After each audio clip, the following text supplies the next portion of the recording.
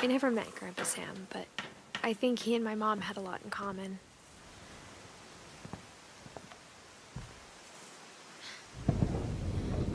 They were both pretty intense.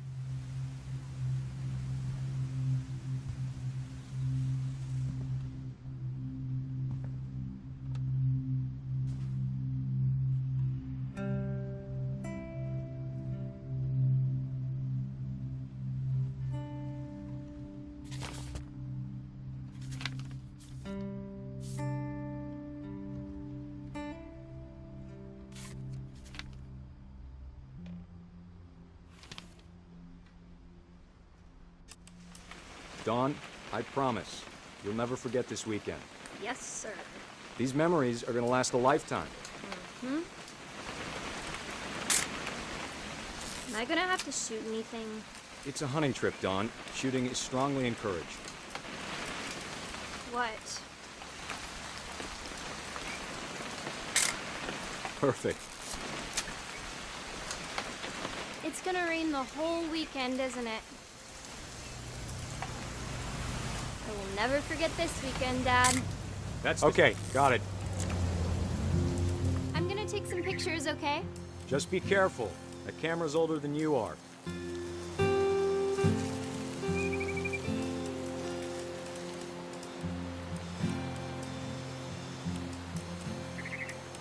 You're right, Dad. It's starting to clear up. Still freezing, though.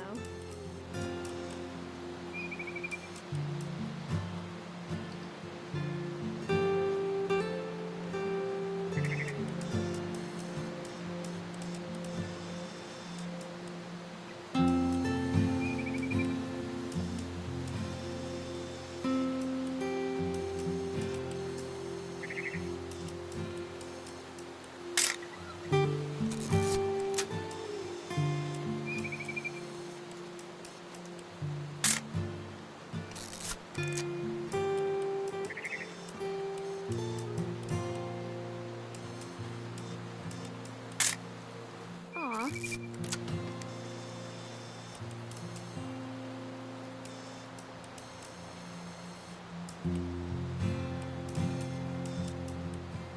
Definitely should not have drunk all that coffee. Hold still on. Hey! That's a keeper. I'm just saying, I'm not always gonna be here, Dawn. You'll need to remember this stuff, if you want to survive. I'll be fine, Dad. You know who else thought he was gonna be fine? Some guy who died. Dawn, I'm being serious. I know, Dad. You're always serious. Doesn't being out here make you want to chill out? Well, to tell you the truth, I haven't been out here in 20 years.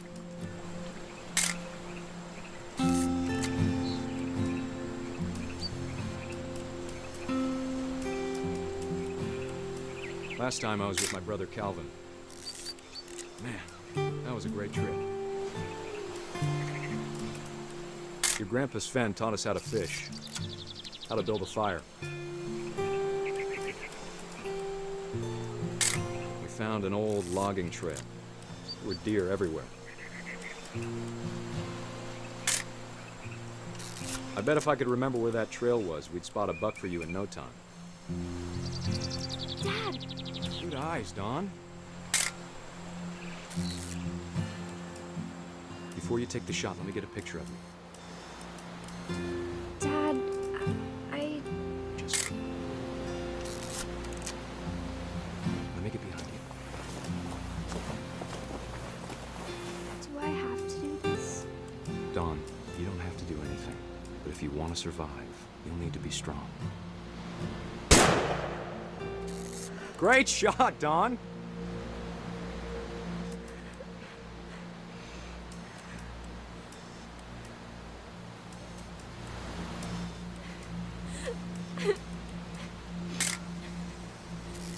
I'm proud of you, Dawn. Always remember that, okay?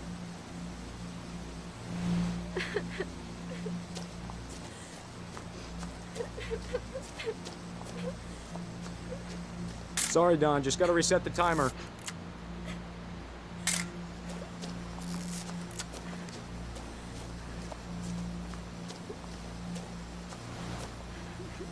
Dad, it's twitching. I think That's it's totally still... normal, Don. Just focus on the camera. Try not to think about... Dad!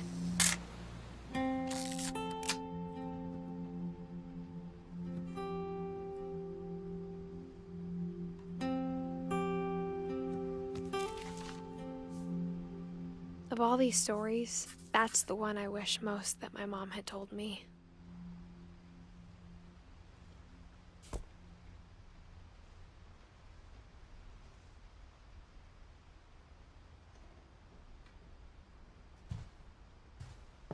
Instead of hiding from death, Sam seemed to go out of his way to meet it.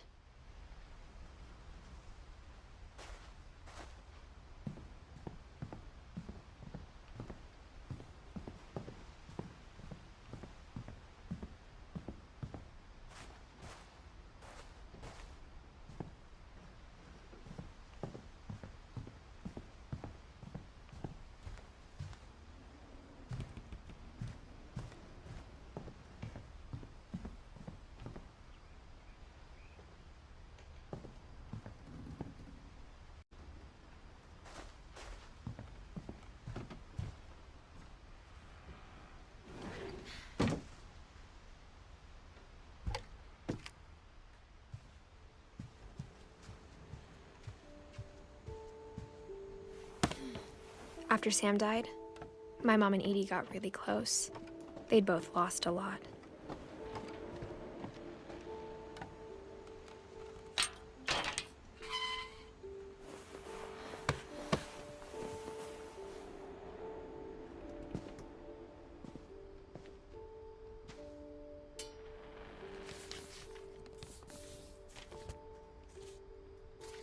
Dear Kay, do you remember the way Gregory used to laugh when he thought he was alone? Like something funny was happening, but only he could see it.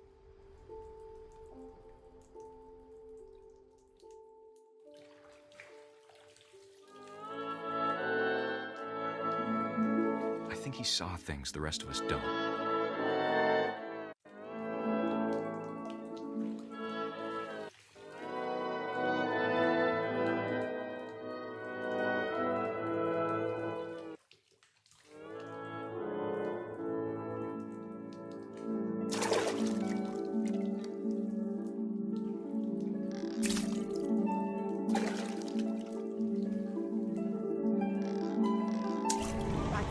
Gregory, it's time to... Hold on, sweetie. Hello? Sam, I told you I don't want to talk right now. I wonder what he saw. What his world was like.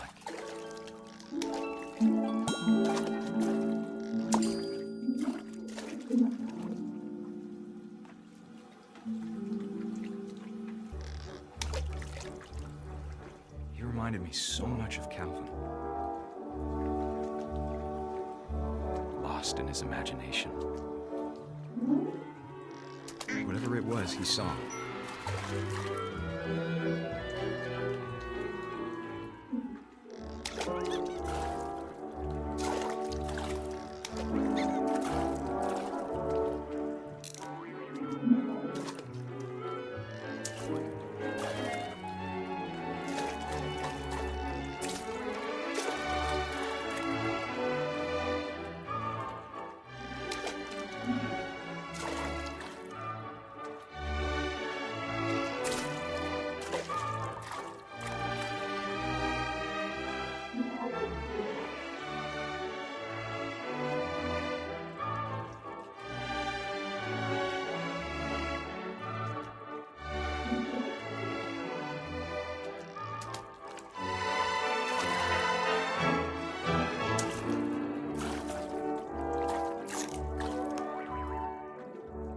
It sure made him happy.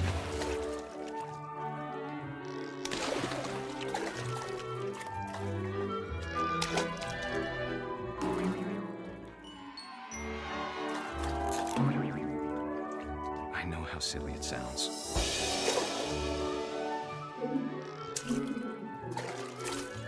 But I worried about a baby being too happy.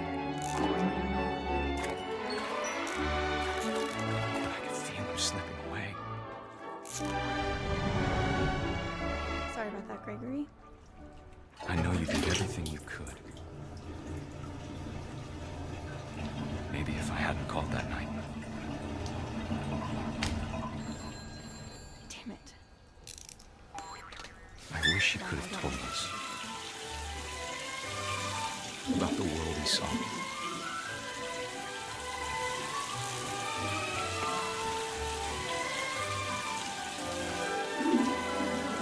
There's so much I don't understand about Gregory, about everything.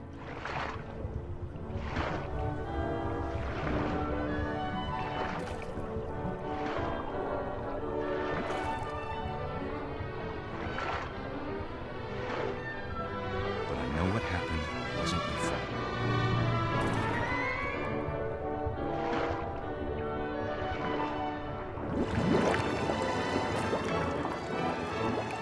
I'm sure he's happy. And he'd want you to be happy too. Good luck, Kay. Love, Sam.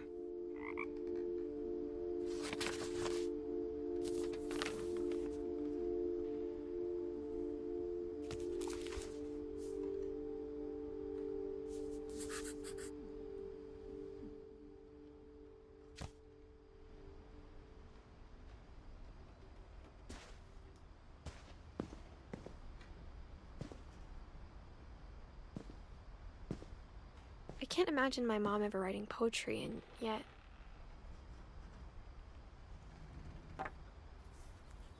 A poem for Gus, who always said the wedding was a bad idea. Our father never hit us kids, at least not very hard, before the day my brother said with teenage disregard that he'd be dead before he'd see a wedding in our yard.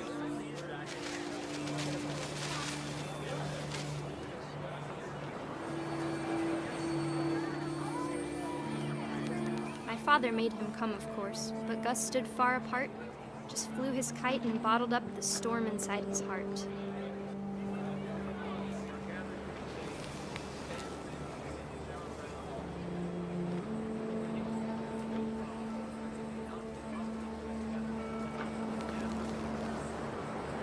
I tried to talk him out of it, but though he'd never met her, "We don't need a stepmom," were the words that I now remember. pronounce you husband and wife.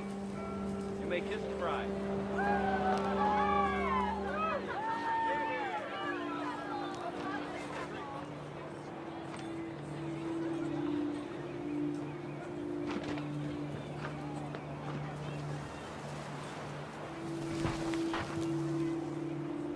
When the time for photos came, Dad ordered him to come here.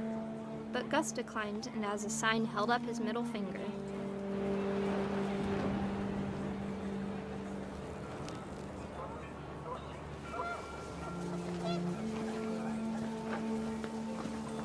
The wind picked up, and panicked geese appeared and quickly went. But all the humans did that day was go inside the tent.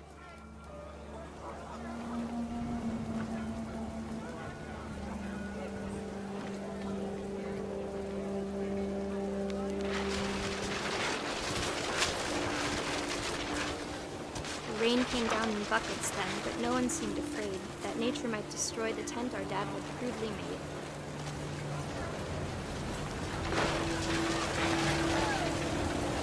The thunder sounded much too close and full of angry power. But all my father said to this was, "Make the music louder."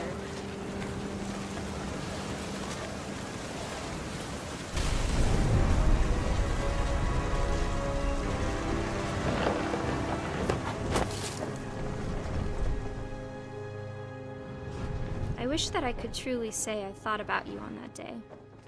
Out there on the beach alone, just you, the wind, the sea, and foam. But I didn't, until we found you.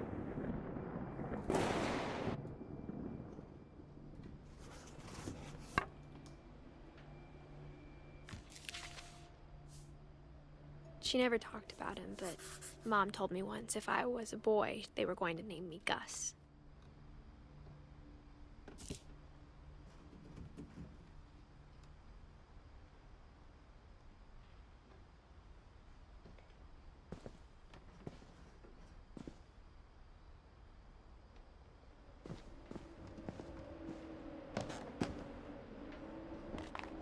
My mom moved up to the loft after her brothers died.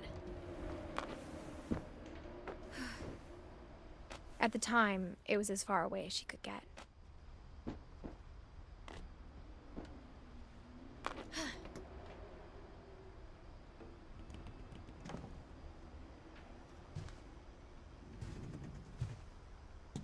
She spent a summer building houses in Calcutta, where she met my dad, Sanjay.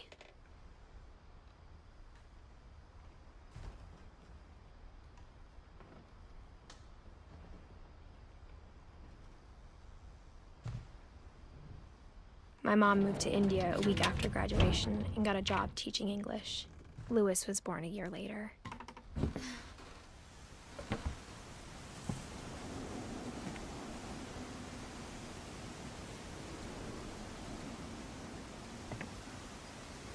When my dad died, I don't think Mom knew where else to go. I'm sure Edie was happy to have her back.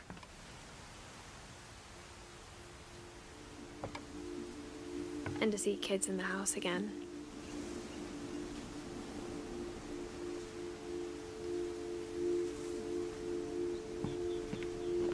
The house had to get a little bigger, but Edie was used to that. And for a while, things were good. Almost normal.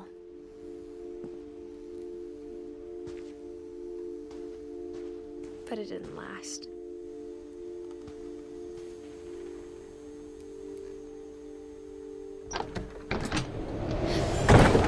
The beginning of the end was Milton's 10th birthday, when Edie gave him a castle.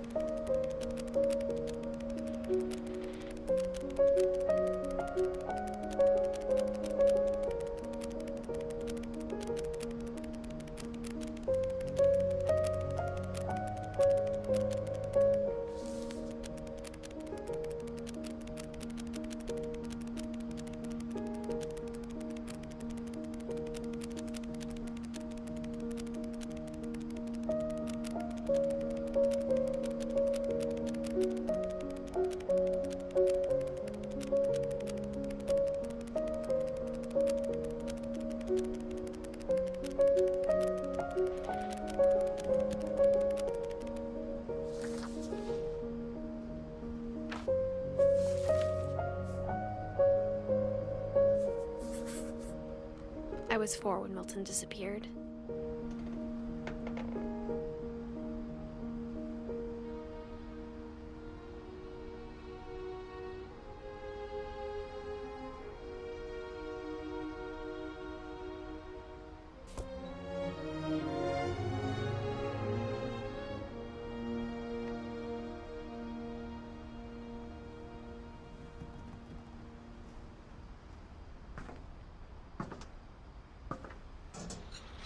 Mom spent months searching for my brother.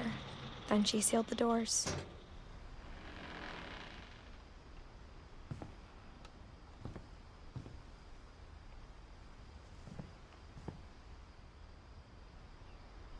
Whatever Milton had found in the house, Mom didn't want it getting out.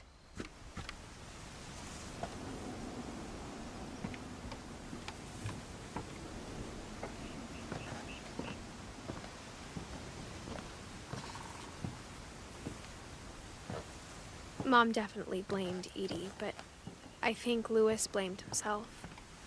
After he graduated, he just spent more and more time in his room. Until Mom got him a job at the cannery.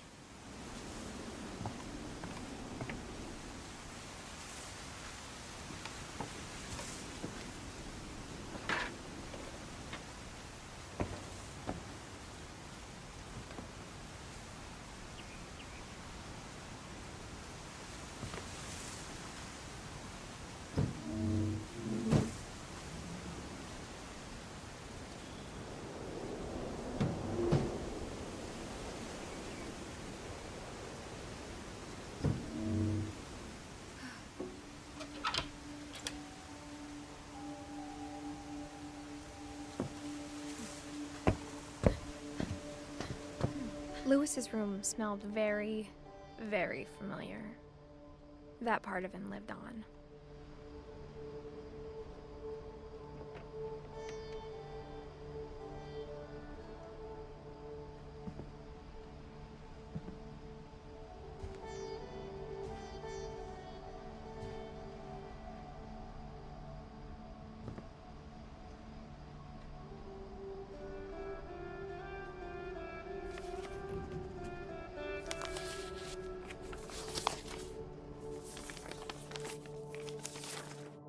Dear Mrs. Finch, as Lewis's psychiatrist, I can understand your desire for an explanation. As I see it, the trouble began in January, shortly after we convinced your son to seek treatment for substance abuse. Newly sober, I believe Lewis first noticed the monotony of his daily life.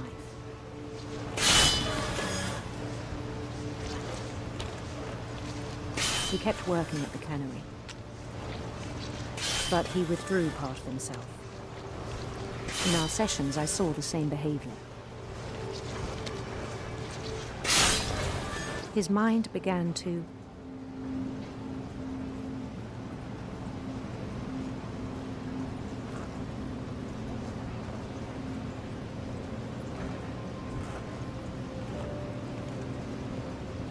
wander.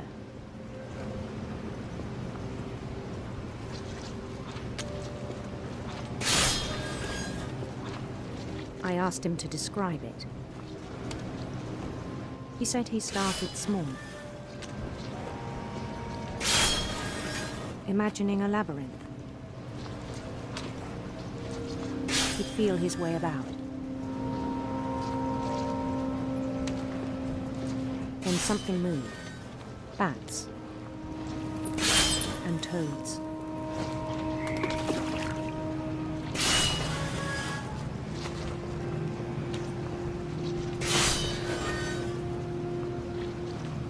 And things that have not names. He knew it was all in his head. But he took it very seriously. I had hoped he'd find himself.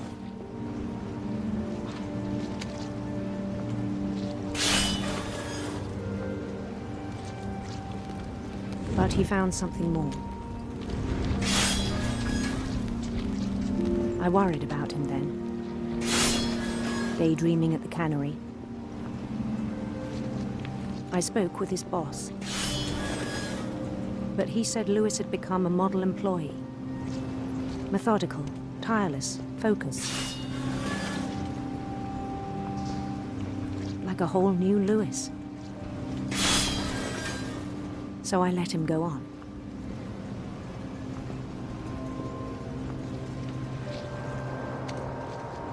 I even encouraged him. It seemed very promising at first. He told me he'd made a new friend.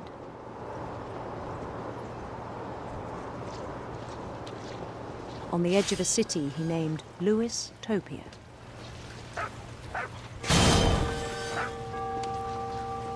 He built the city up slowly, brick by brick. Then he made musicians.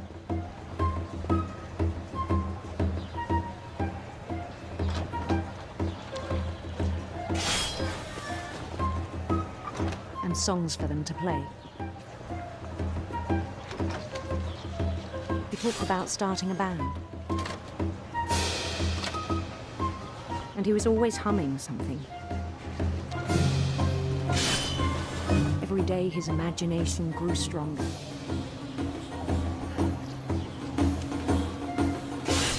He no longer spoke at the cannery. But his chopping was as reliable as ever. Then one day it struck him that all the cheering crowds, even the stones under his feet, were all in his imagination, so he could do whatever he wished.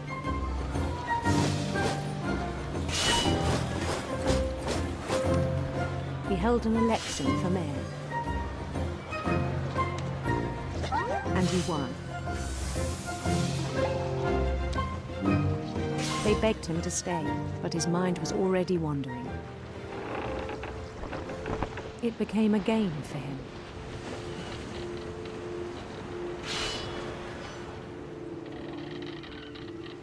He'd conquer a city, then immediately push on.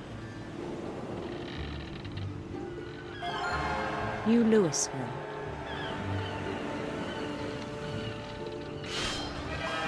St. Louis. He started drifting away from our reality.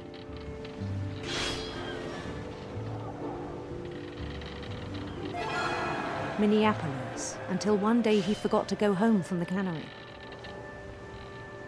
Even as his mother pleaded with him, part of Louis kept sailing on.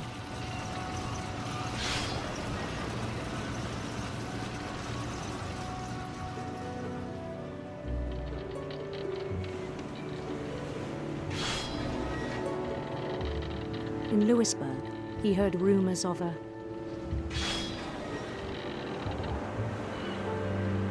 handsome queen.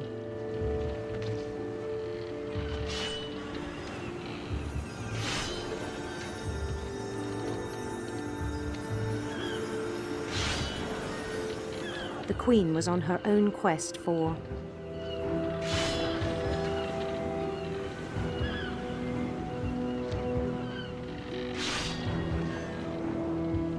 sinister serpents.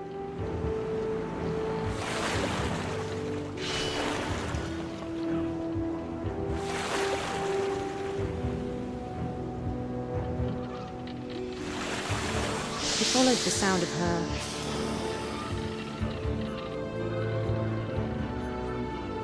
silver harp.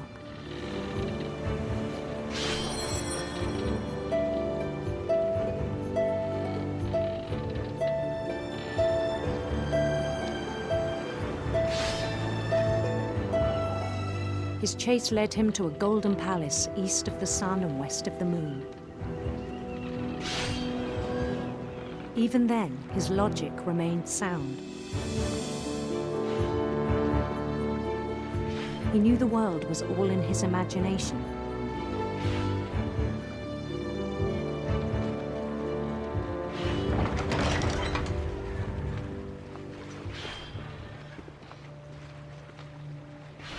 But he was so proud of having created it.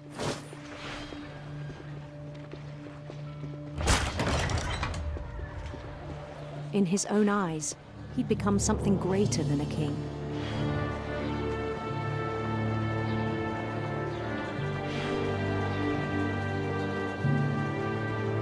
For someone who'd never known success in the real world, I think it was overwhelming. And then it struck him that the real Louis was not the one chopping salmon, but the one climbing the steps of a golden palace.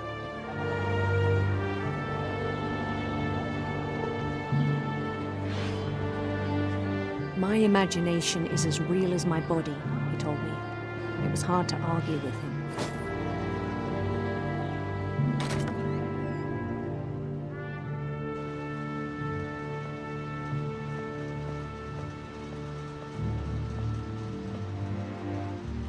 He began to forget the world we know.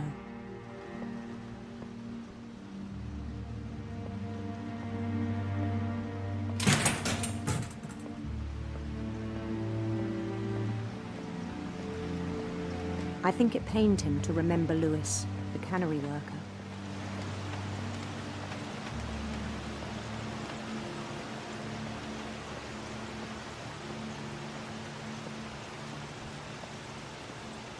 He began to despise the man with a royal contempt.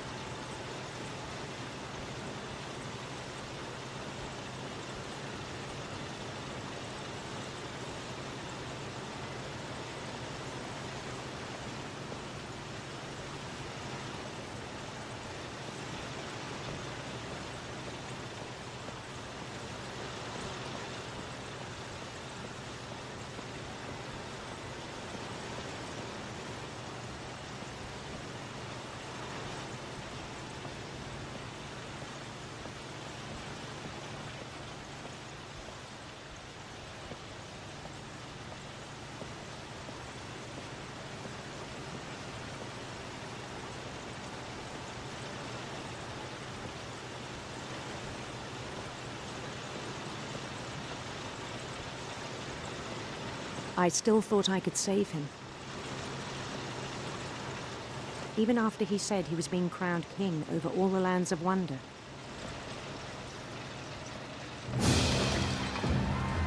The palace would be packed with his companions.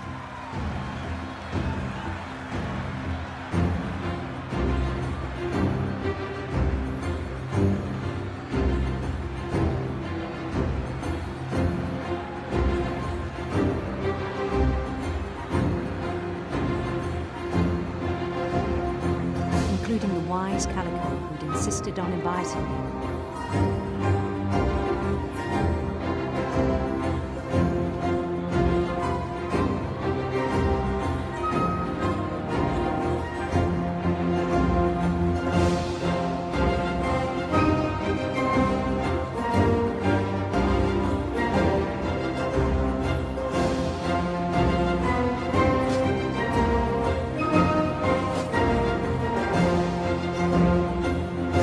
His queen waited, holding his crown.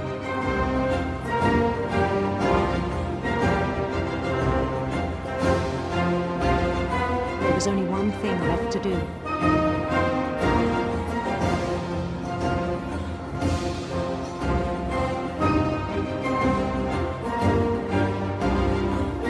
Bend down his head.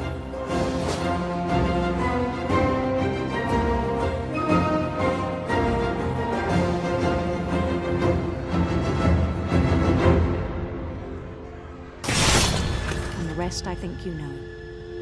Mrs. Finch, your son was a kind man who will be missed by all of us who knew him.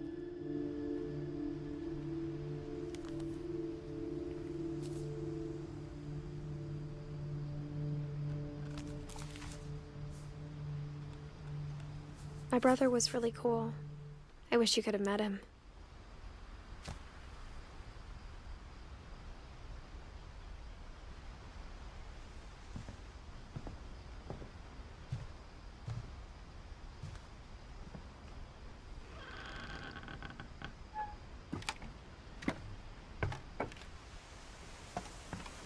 On the way back from Lewis's funeral, my mom told me to start packing. She waited until the day before we left to tell Edie. I'm not sure if she wanted to make it easier or harder.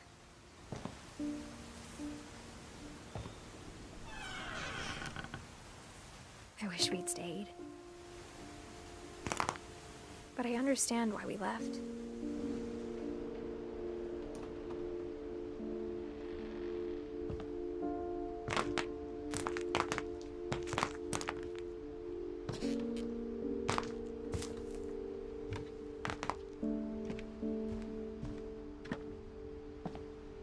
My mom ended up leaving everything behind.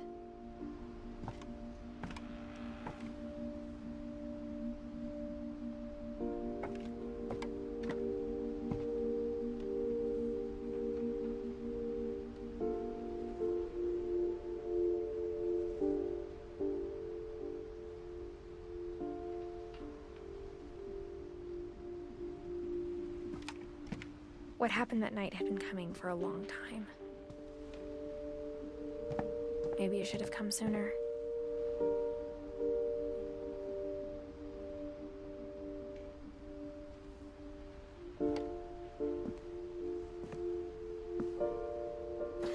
had to end one way or another.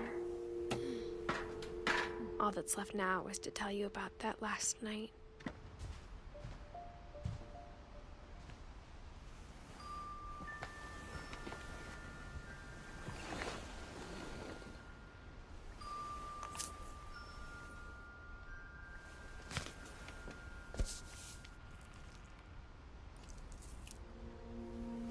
That whole last day, Edie just watched us pack and didn't say a word.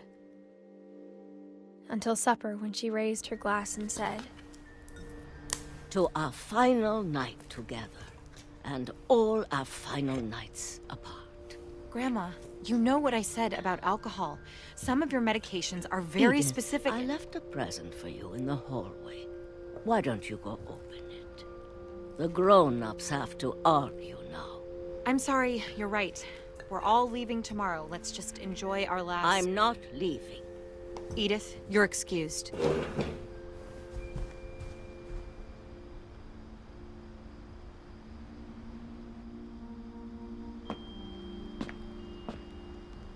the power had been shut off that morning, but Edie always had plenty of candles.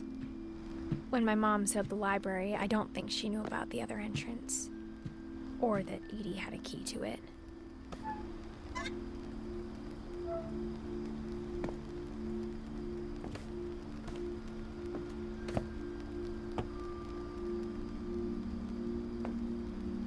That thing you're afraid of isn't going to end when you leave the house.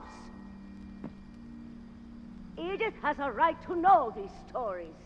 My children are dead because of your stories.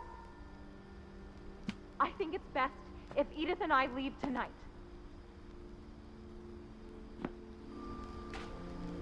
We'll have the nursing home send a van for you in the morning, okay?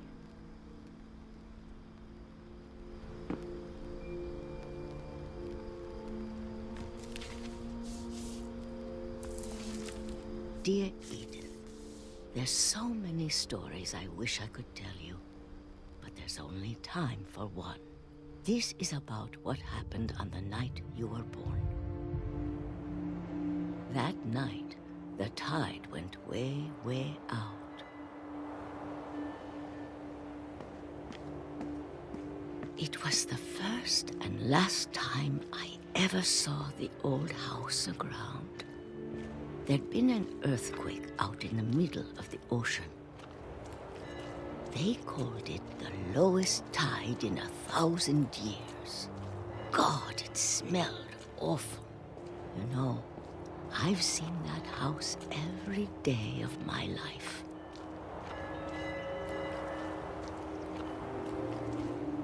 But I never thought I'd go back to it. When the fog rolled in, I lost my way.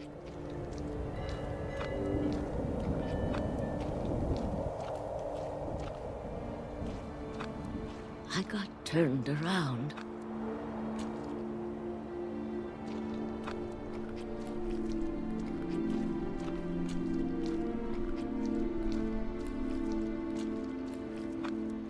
For a while, I wandered.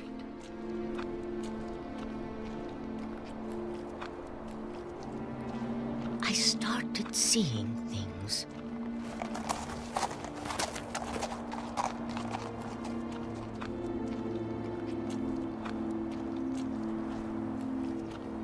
Things I'd forgotten had ever existed.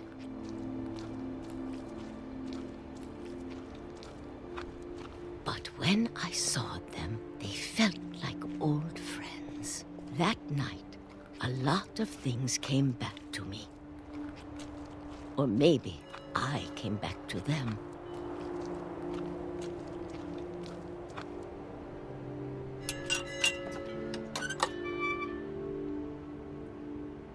Things I can't explain, but that I need you to try and... Edith, what are you doing in here?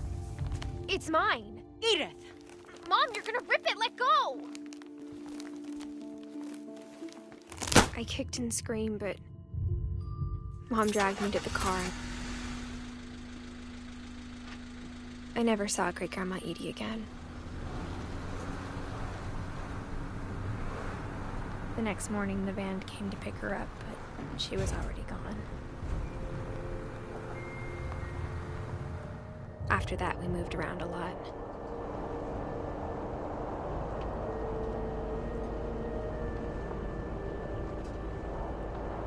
We both tried to make the best of it.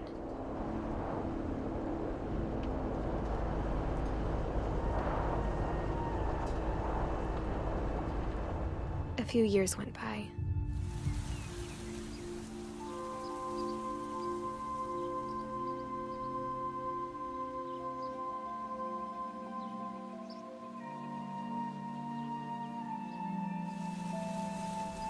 My mom didn't like to talk about it,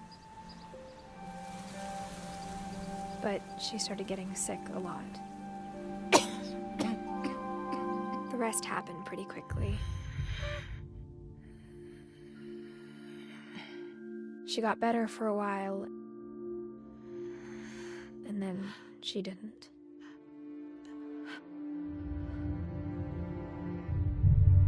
And then I was alone.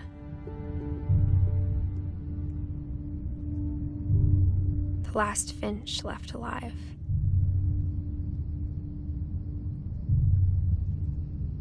Until I found out about you. I'm still not sure what to tell you about all this. If we lived forever, maybe we'd have time to understand things. But as it is, I think the best we can do is try to open our eyes. And appreciate how strange and brief all of this is. This journal was supposed to be for you. But now I hope you'll never see it. I just want to meet you and tell you all these stories myself. But I guess if you're reading this now, things didn't work out that way.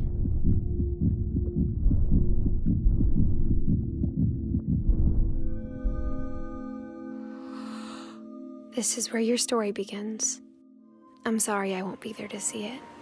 It's a lot to ask, but I don't want you to be sad that I'm gone. I want you to be amazed that any of us ever had a chance to be here at all. Good luck.